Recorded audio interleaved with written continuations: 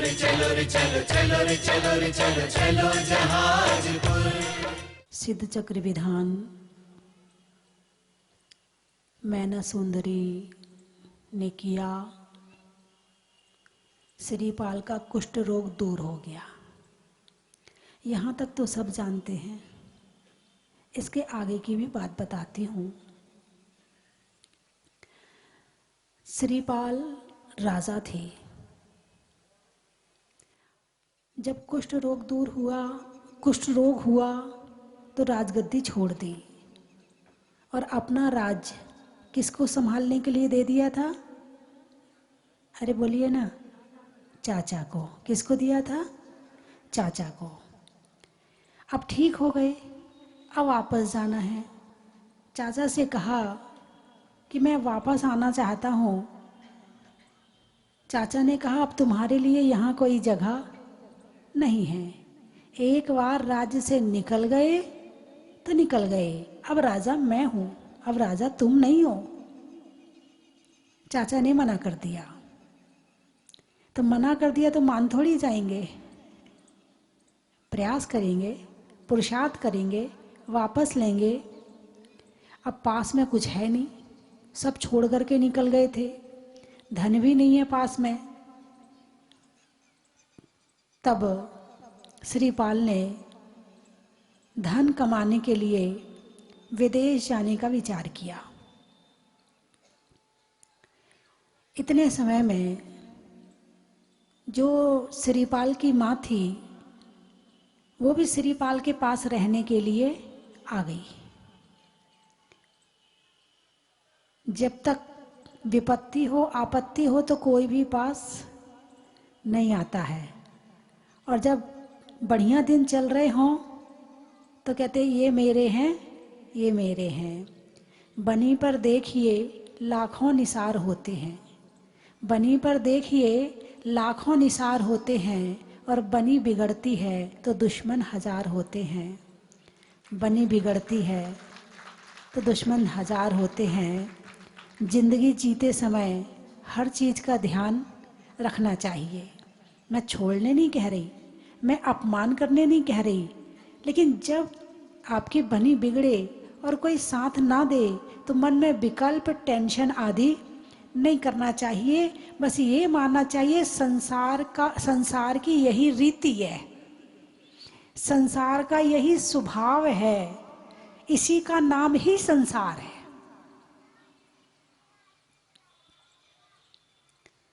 तो अब जाने का विचार किया।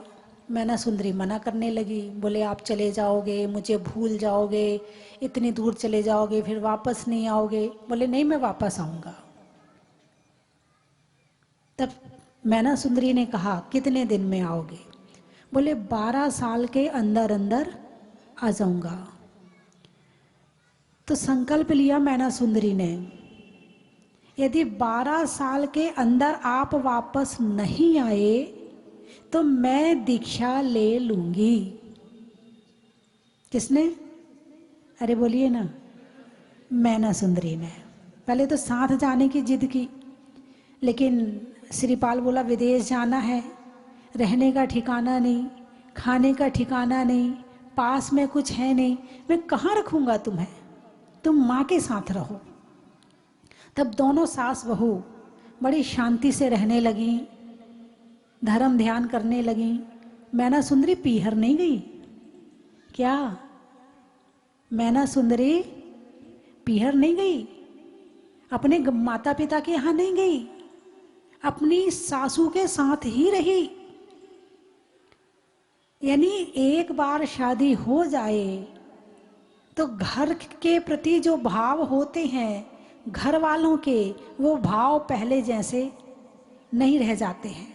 अक्सर मैंने बहुत सारी लड़कियों को देखा है, जब ससुराल में लड़ाई झगड़ा होता है तो वो अपने घर की धमकी देती है, मैं घर चली जाऊंगी, मैं अपने मायके चली जाऊंगी, मैं पीहर चली जाऊंगी। और कई बार होता भी है कि वो चली भी जाती हैं। फिर जब घर चली जाती हैं तो घर जाने के बाद तो सबका जो विपरीत व्यवहार दिखता है ना, तो उसे ऐसा लगता है इससे अच्छा तो मैं अपनी ससुराल में ही रह लेती। एक नहीं, ये घटना सैकड़ों हजारों के साथ में घटती है। अब घर वापस आ गई, अब घर में रह रही है। अब ना तो भाभी अच्छे से बोलती, भाभी के दिमाग पे टेंशन, ससुराल छोड़ के आ गई, अब घर में रह रही है, भाभी के दिमाग में टेंशन, इधर माता पिता के दिमाग में टेंशन।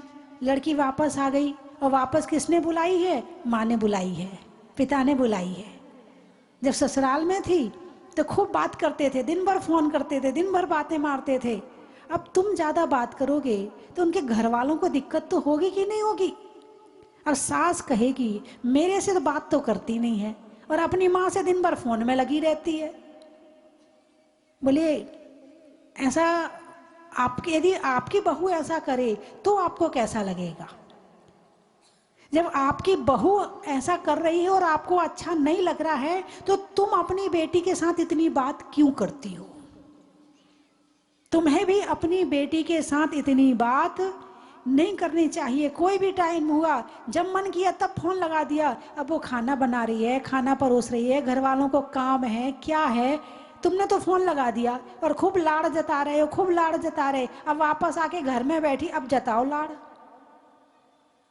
अब तो लड़ोगे उससे, तेरी गलती है।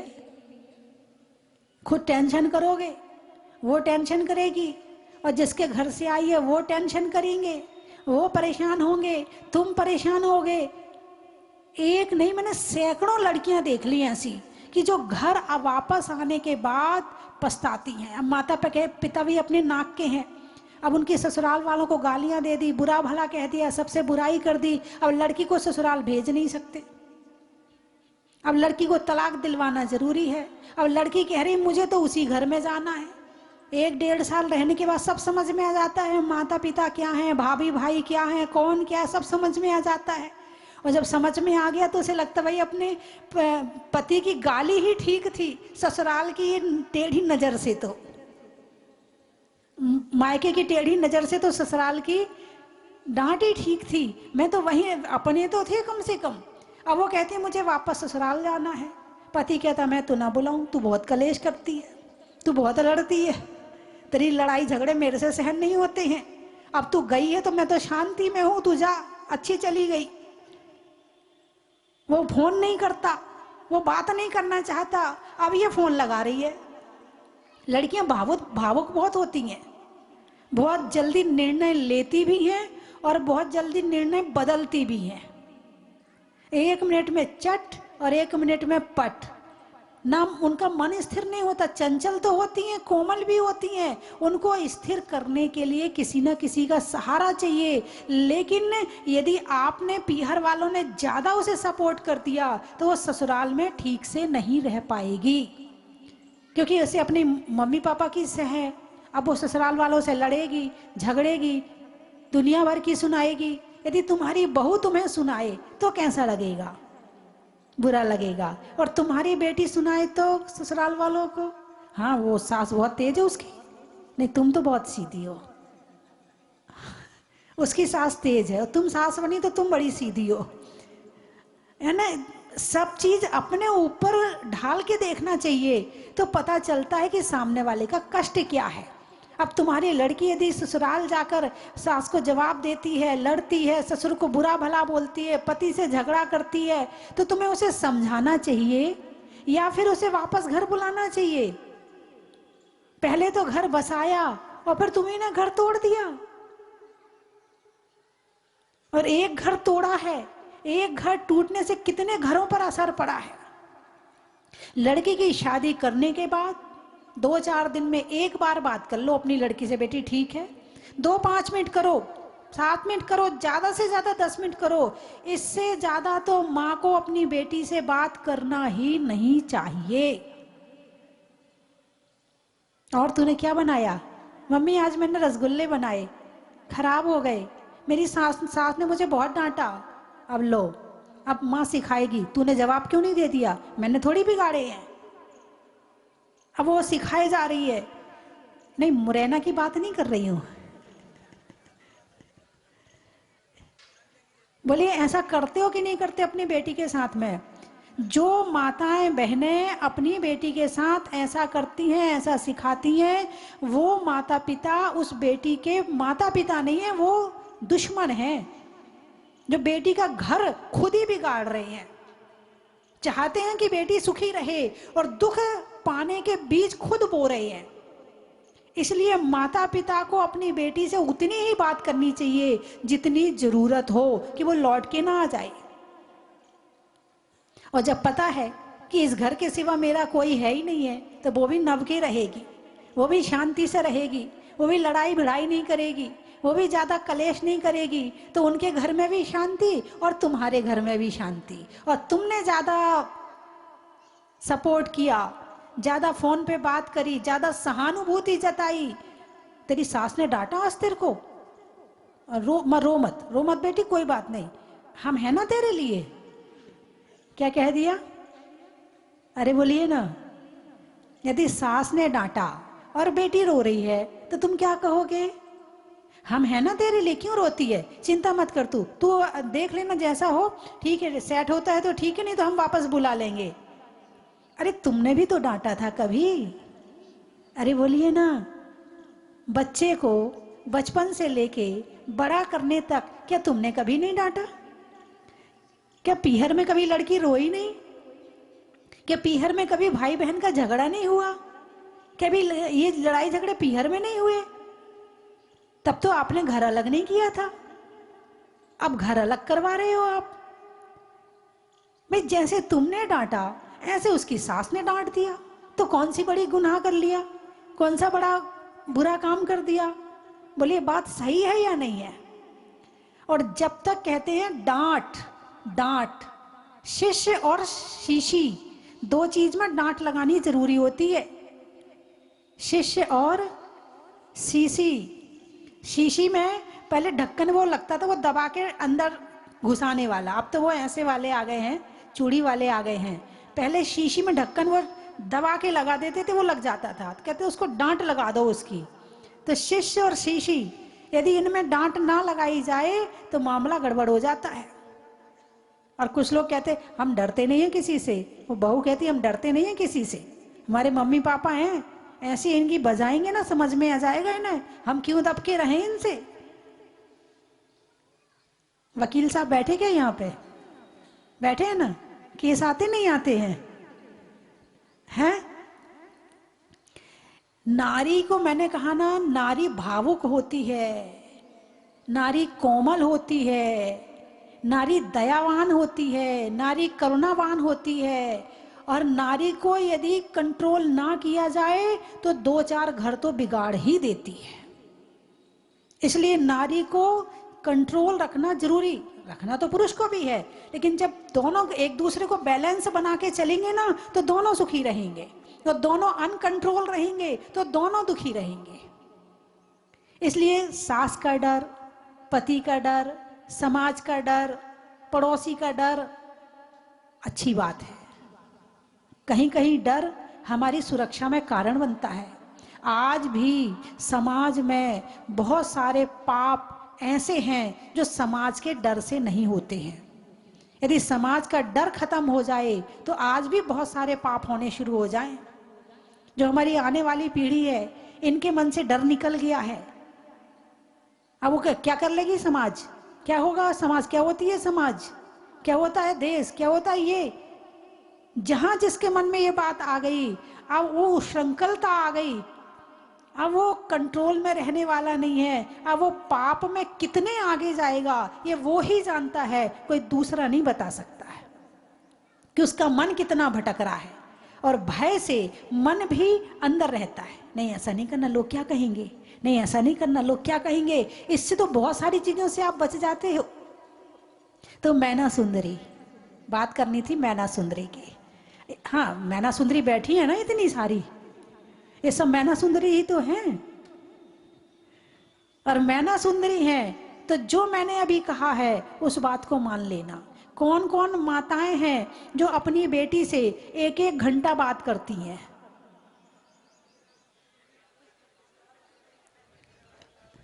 अच्छा एक भी नहीं करती है?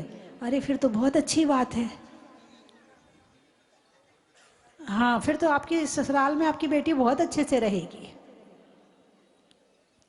बंधुओं, मैना सुंदरी अपने पीहर नहीं गई, सास के साथ ही रहने लगी और सठ आवश्यक का पालन करने लगी।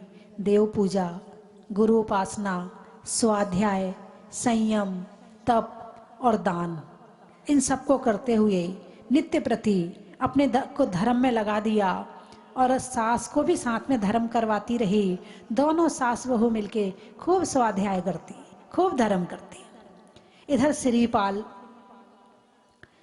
समुद्र के किनारे आए, क्योंकि पहले हवाई जहाज नहीं थे ना, तो उस समय पर समुद्र से ही विदेश जाया जाता था, जहाज से।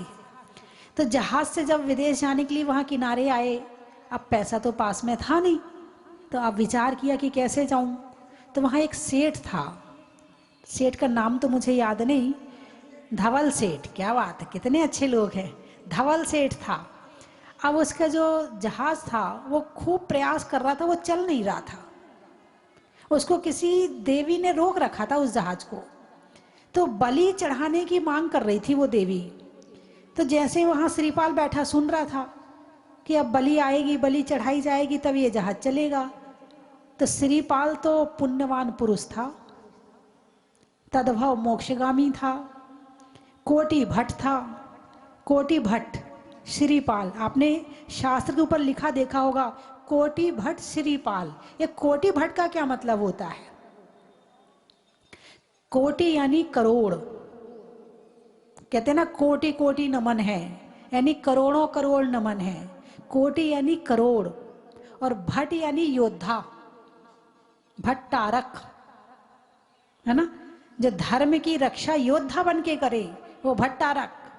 और यहाँ तक कि अरिहंत भगवान जिन्होंने 4 घातिया कर्मों पर विजय प्राप्त कर ली है, वो भट्टारक, वो विजेता, वो योद्धा।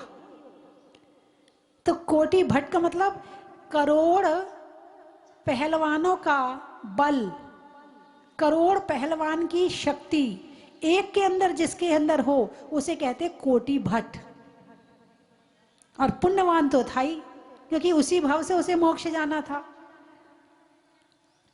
कामदेव भी था, इतना सुंदर था कि उस समय में उसके समान कोई दूसरा सुंदर नहीं था। अब वो बैठा है, तो जब उसने सुना कि बलि चढ़ाई जानी है, तो उसने धवल सेठ को बुलाया। बोले यदि मैं तुम्हारा जहाज चला दूं तो? उसने ऊपर से नीचे तक देखा, ये 1000 आदमी मिलके जहाज को खिसका नहीं पा रहे, ये कह रहा मैं अकेले चला दूंगा, ऐसे कैसे हो सकता है? लेकिन श्रीपाल को तो खुद पर भरोसा था, अपनी शक्ति पर भरोसा था। तो बोले नहीं नहीं, मैं सच कह रहा हूं, चला दिया तो शायद कुछ व्यापार में उसको अपना पार्टनर बना लिया था, कुछ परसेंटेज का, जो भी पार्टनर बनाते हैं। धवल सेठ ने कहा मैं इतना इतना कर दूंगा तुम्हारे लिए। उसने देखा काम का आदमी है, जो जहाज चला सकता है तो वो और भी काम कर सकता है। तो बोले ऐसा ठीक है फिर। तो बस श्रीपाल ने तो हाथ लगाया और जहाज चल पड़ा। अब धवल सेठ ने साथ में रख लिया। अब बीच में पहुंचे तो अब उसके मन में आया अब इसको पैसा देना पड़ेगा, व्यापार तो मैं करूंगा, पैसा मेरा, धन मेरा, जहाज मेरा, और परसेंटेज इसको मिल जाएगा। उसके मन में भावना गलत आ गई। अब उसने कहा क्या करूं क्या करूं क्या करूं। तो जहाज में ऊपर जाके देखने की जगह होती है कि आसपास में कोई और जहाज तो नहीं है, डाकू लुटेरे तो नहीं आ रहे हैं, और ये सब चीज़ें होती हैं। तो वहाँ पर चढ़कर देखना पड़ता है। तो ऊपर भेज दिया श्रीपाल को, वहाँ की रस्सी कटवा दी। तो श्रीपाल समुद्र में गिर गए और ये जहाज को लेके आगे बढ़ गया। इसने रोका नहीं, इसने आगे बढ़ने के लिए कह दिया। अब श्रीपाल नमोकार मंत्र का पाठ करते रहे और समुद्र को पार करते रहे, चलते गए चलते गए चलते गए, तैरते रहे। आप बताओ, समुद्र का मतलब आप कल्पना नहीं कर सकते समुद्र क्या है। चारों तरफ हजारों किलोमीटर तक जहां पानी ही पानी है, वो है समुद्र। ये जहाज जो एक देश से दूसरे देश में आते हैं, एक एक महीना लग जाता है तब कहीं ये यहाँ पहुंच पाते हैं। महीने भर का राशन पानी, महीने भर का भोजन, वहां की सारी चीजें, सब व्यवस्था उसके अंदर होती है। सुबह का सूरज उगा पानी में, फिर रात हो गई पानी में, फिर सुबह सूरज उगा फिर पानी पानी, फिर रात हो गई फिर पानी पानी, फिर बाहर जाके घूम आओ, फिर थोड़ा अंदर बैठ लो, फिर पानी पानी देख लो, फिर अंदर बैठ लो, ऐसे होता है उसमें। और इतना बड़ा समुद्र, और सिरिपाल ने अपने भुजाओं से उसे पार कर लिया और जाकर के दूसरे देश में वहां पर अचेत होके लेट गया। चेतना आई तो रैन मंजूसा है ना, रैन मंजूसा मिलेगी। अब वहां पर जो राजा था, तो वो राजा ने अपनी बेटी के लिए मुनिराज से पूछा कि मेरी बेटी का ब्याह किससे होगा।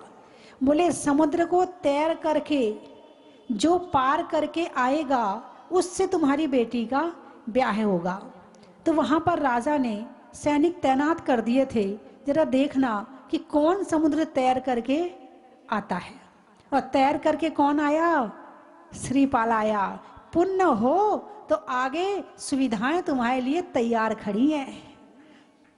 क्या पुण्य हो तो तुम्हें कुछ करने की जरूरत नहीं है, पुण्य तुमसे आगे चलता है। तुम वहां पहुंचोगे, तुम्हारे स्वागत की तैयारी के लिए लोग थाल लेके खड़े रहेंगे।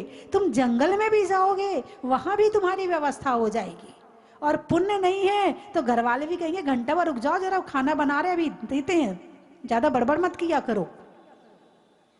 10 सुनने के बाद खाने को मिलेगी। नहीं नहीं, आपकी बात नहीं, आप तो बड़े पुण्यात्मा जीव है, मुरैना में जन्म लिया है। तो अब उसे ले गए और ले जाके शादी कर दी। गुड़माला से हुई, रैन मंजूसा से। गुड़हामा वो इधर उधर हो जाती है नाम, वो कहानी का सेंस पकड़ो आप, तो नाम तो बदलते रहते हैं। और आप पढ़ लेना तो आपको और अच्छे से पता चल जाएगा। मैं आपको बिना नाम के बता देती हूँ, आप शास्त्र में पढ़ लेना उसको। अब उसके बाद जो शादी हो गई, कुछ दिन वहाँ रहे। अब कुछ दिन रहने के बाद में श्रीपाल ने कहा मुझे यहाँ से जाना है। अब ससुराल हो गई। अब ससुराल हो गई तो वहाँ कुछ नहीं कर सकते, कोई व्यापार नहीं कर सकते, क्योंकि राजा का जमाई है, तो वो कुछ भी नहीं कर सकता। तो उसने विचार किया कि मैं यहाँ से दूसरे देश जाता हूँ। तो गुड़माला से कहा कि तुम यहीं रुको, मैं लौट कर तुम्हें ले लूँगा। लेकिन वो नहीं मानी, बोले नहीं मैं तो आपके साथ ही जाऊंगी। ये रैन मंजूसा थी जब जहाज में थी, हाँ। तो रैन मंजूसा को अब वो नहीं मानी, बोले नहीं मैं तो आपके साथ ही जाऊंगी, मैं नहीं रहने वाली यहाँ, मेरी शादी आपसे हो चुकी है, अब मैं आपको छोड़ने वाली नहीं हूँ। अक्सर सतियों ने देखा, आपने देखा होगा सतियों को, कि किसी भी सती ने अपने पति को छोड़ा नहीं है। दुख में वो सती पति के आगे आगे रहती थी और सुख में पति के पीछे पीछे रहती। सीता सती की भी बात आपको पता है ना? अरे बोलिए ना, जंगल गई थी कि नहीं गई थी? वनवास किसको मिला था? राम को, सीता को तो नहीं मिला था ना। लेकिन साथ में गई कि नहीं गई? गई थी। और आज की सीता होती तो क्या कहती?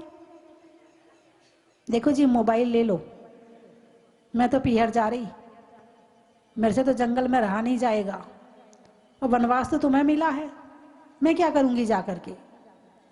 अब तुम्हारे पिताजी तुम जानो, मैं तो तुम्हारे साथ रहने वाली हूं नहीं, ऐसा मोबाइल ले लो आप, रिचार्ज मैं करवा दिया करूंगी, और हम कभी कभी बात कर लिया करेंगे। आज की सीता होती तो, लेकिन वो सीता थी सती, साथ गई। कुछ लोग जो नेगेटिव सोच वाले होते हैं वो पता क्या कहते हैं? बोले सीता जो है राम के साथ इसलिए गई कि एक सास के साथ तो गुजारा होता नहीं है, 3-3 सास के साथ कैसे रहती। जो नेगेटिव विचार वाले हैं वो कहते हैं, वो उसका पॉजिटिव नहीं सोचते हैं। हैं?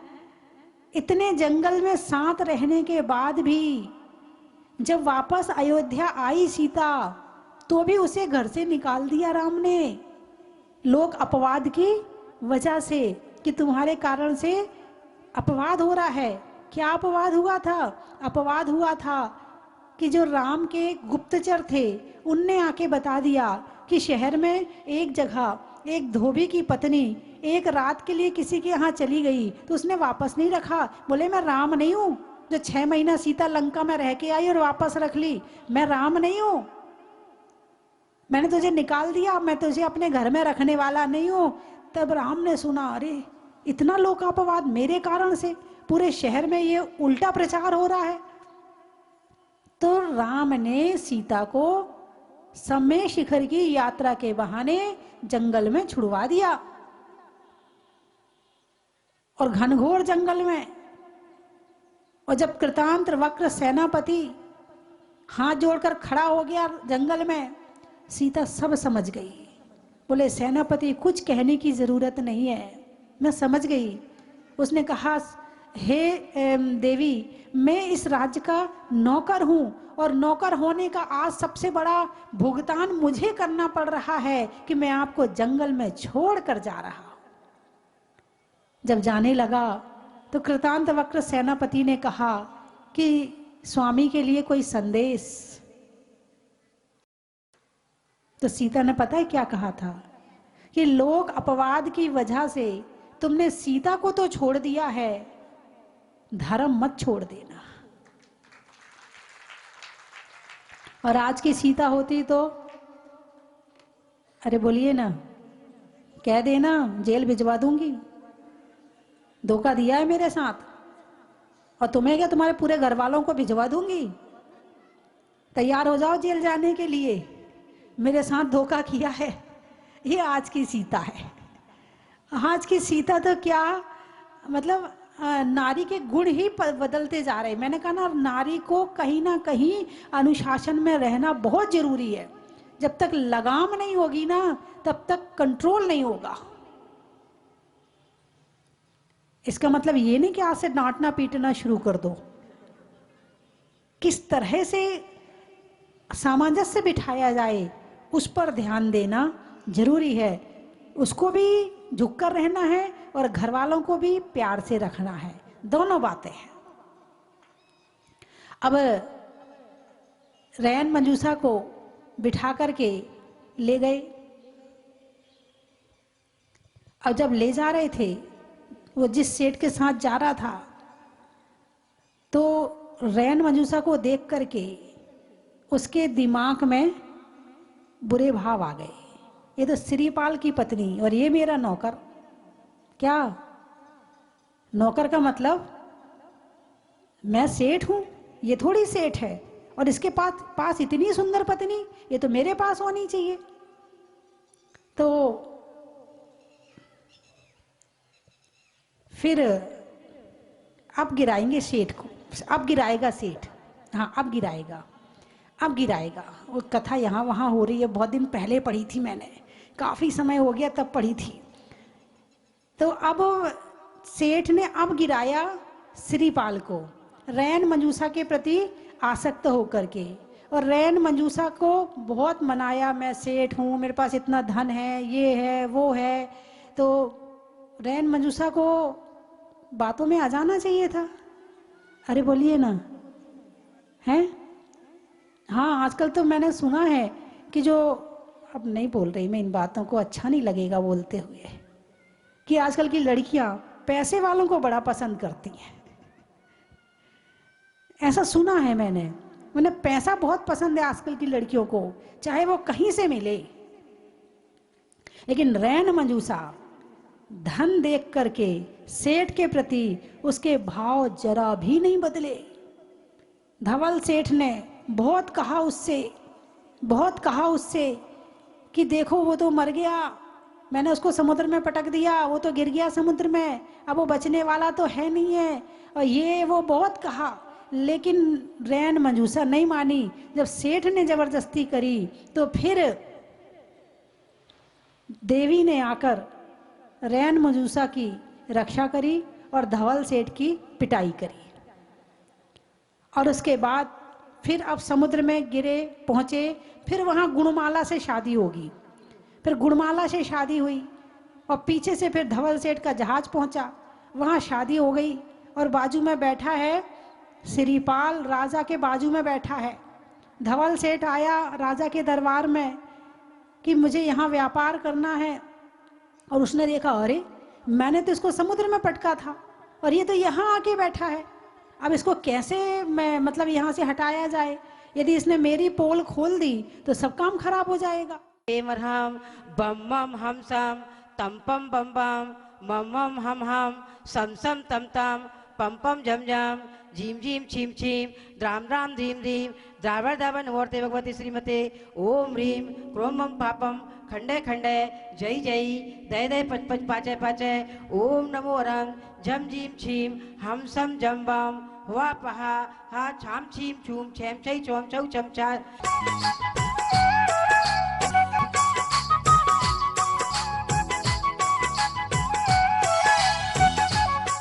सिद्धाधिपते नैरत्य दिशि अर्घम नृपामीति स्वाहा वर्णित वर्ग गुध्यापति ओम ह्रीम अर्हम दाथा दाधाना अनाथ प्रक्षमाय सिद्धाधिपते नमः पश्चिम दिशि अर्घम नृपामीति स्वाहा ताय श्री सिद्धि परमेश्वरने नमः जलम नृपामीति स्वाहा यज्ञ सिद्ध स्वभावी आत्म हे शीतल हे चंदा ओ सिद्धाणम षोडश गुण संयुक्ताय श्री सिद्धि परमेश्वरने नमः चंद्रम पामीति स्वाहा।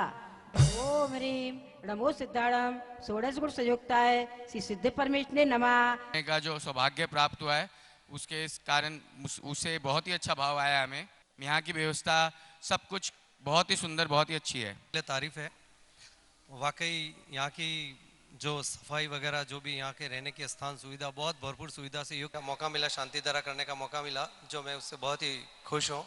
इस लाभ का मैं तह दिल से धन्यवाद देना चाहता हूँ सभी को, यहाँ स्वस्ति धाम के कर्मचारियों और पंडित जी सबको, माता जी को वंदन। मुझे यहाँ आके बहुत ही आनंद प्राप्त हुआ। मैं पहले भी यहाँ आ चुका हूँ 2016 में, और आज तो बहुत ही आनंद हुआ। यहाँ की व्यवस्था वगैरह मुझे बहुत अच्छी लगी। और जय कुमार जी तो हमारे गुवाहाटी के हैं, पहले से हमें पूरा अच्छी जान पहचान है, तो इनका भी आज सुन के बहुत अच्छा लगा मुझे और बहुत ही आनंद प्राप्त हुआ। बहुत बहुत धन्यवाद।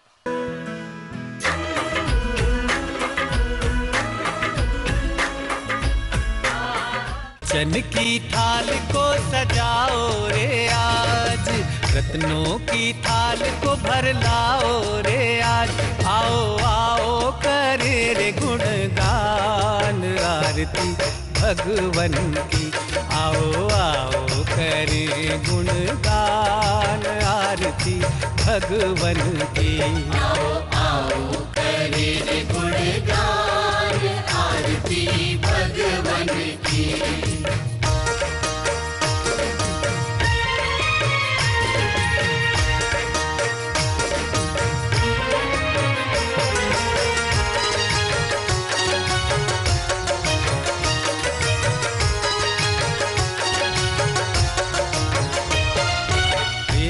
सुमित्र के राज दुलारे, माँ पद्मा जी के नैनों के तारे। पिता सुमित्र के राज दुलारे, माँ पद्मा जी के नैनों के तारे।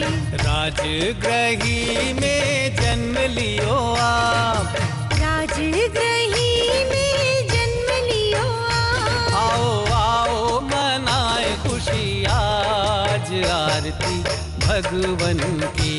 आओ आओ करे गुणगान आरती भगवन की। परम विदुषी लेखिका गणिनी आरिका रत्न श्री 105 स्वस्ति भूषण माता जी, जिन्होंने मात्र 20 वर्ष में 100 से भी अधिक किताबें लिखकर जैन समाज को अनूठा योगदान दिया है। बड़े बड़े विधान जैसे कल्पद्रुम महामंडल विधान, सिद्ध चक्र महामंडल विधान, इंद्रध्वज महामंडल विधान एवं विशेष जिनपद, पूजांजलि आदि महत्वपूर्ण साहित्य बहुत ही सरल व सुबोध शैली में लिखे हैं, जिसमें गद्य एवं पद्य साहित्य भी समाहित है। इन महान साहित्यों को पढ़कर आप भी अपने ज्ञान का विकास कर सकते हैं। साहित्य प्राप्त करने हेतु आज ही संपर्क करें। संपर्क सूत्र 7906062500 9868345768।